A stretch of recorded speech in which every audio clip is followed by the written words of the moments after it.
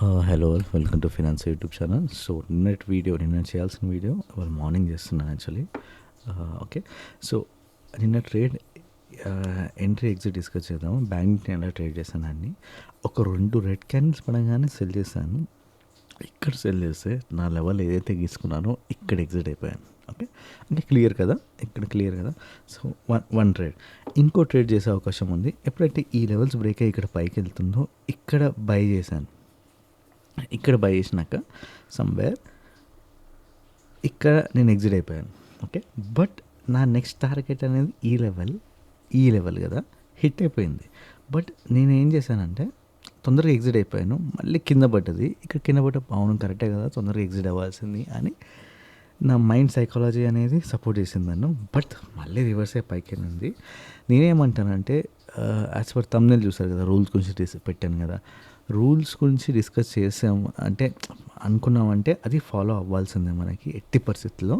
మనకి ఇప్పుడు కింద పడ్డది, ఇక్కడ పడ్డది, మళ్ళీ పైకి వెళ్ళింది కదా. అల్టిమేట్లీ ఇక్కడ నేను ఎగ్జిట్ అయ్యాను, షార్ట్ ప్రాఫిట్ తీసుకొని ఎగ్జిట్ అయిపోయాను.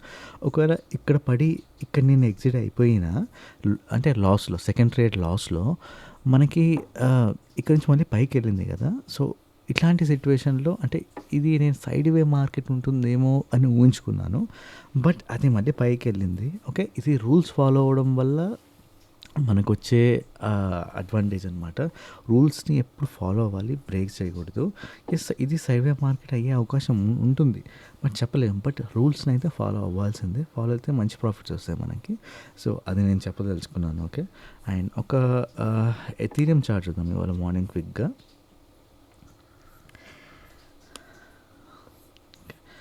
So bitcoin, Ethereum. ఓకే, బిట్కాయిన్లో మీరు చూస్తే ఓకే పైన ఒక లెవెల్ ఉంది, అదే లెవెల్ బ్లూ లెవెల్ కింద ఉంది ఎథీరియం. సో ఇది నిఫ్టీ, బ్యాంక్ నిఫ్టీ లాగా ఉంటుంది బిట్కాయిన్. ఇప్పుడు గుర్తుపెట్టుకోండి. సో అందుకే కింద పడి ఇక్కడ టచ్ అయ్యి సపోర్ట్ తీసుకొని పైకి వెళ్ళింది.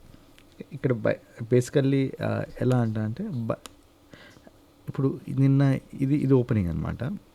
ఓపెనింగ్ కదా. సో ఇక్కడ ఒక లైన్ గీసుకోవాలి. బేసికలీ ఇక్కడ ఒక లైన్ తీసుకోవాలి. బాక్స్ బ్రేక్అవుట్ అంటారు దీన్ని. ఓకే, సో అంటే మన కన్ఫ్యూజన్ ఉన్నప్పుడు ఏం చేయాలి అర్థం కానప్పుడు నేను సైడ్ వేస్ అయింది కదా. సో ఈ లెవెల్ ఎటు బ్రేక్ చేస్తే అటు మనం బై చేస్తాం. ఇక్కడ బై చేస్తాం. ఈ బ్రేక్అవుట్ ఇచ్చింది కదా, ఇక్కడ బై చేస్తాం. ఇప్పుడు ఇక్కడ ఎందుకు బై చేస్తాము అంటే ఇక్కడ ఆల్రెడీ మనకి ఎథీరియం దగ్గర సపోర్ట్ తీసుకుంది. ఓకే, సపోర్ట్ తీసుకొని ఈ బ్రేక్అవుట్ ఇచ్చింది కాబట్టి 2 కన్ఫర్మేషన్ బై చేసి పడేస్తాం అనమాట. ఇంకా టార్గెట్ ఏంటనేది ఇక మీ ఓపిక అనమాట. ఇక్కడ ఎగ్జిట్ కావచ్చు, లేదా ఇంకో పైన ఈ టార్గెట్ హిట్ అయ్యే అవకాశం ముందు పెట్టుకొని అక్కడ కూడా ఎగ్జిట్ కావచ్చు మనం. ఓకే, సో అది ట్రేడ్. అండ్ నిన్న డో జోన్స్ చార్ట్ చూద్దాం, చాలా ఇంపార్టెంట్.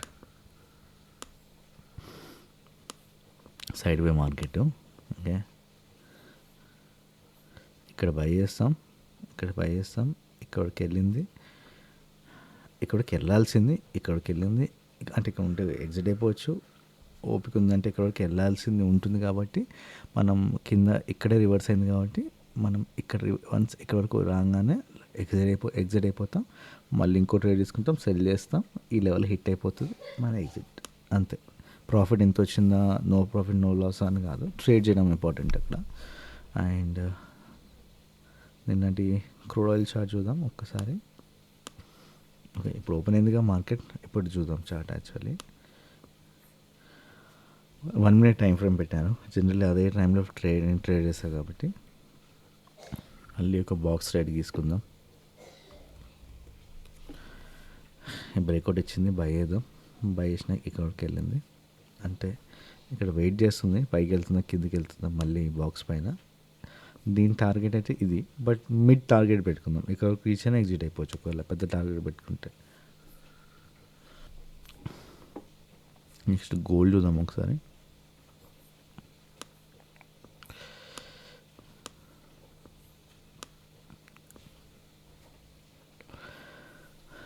గోల్డ్ కూడా అంతే. ఇక్కడ సమ్వేర్ బై చేసామనుకోండి, ఇది బ్రేక్అవుట్ ఇచ్చి ఇక్కడ ఎగ్జిట్ అవ్వచ్చు, లేదా ఇక్కడ ఎగ్జిట్ అవ్వచ్చు.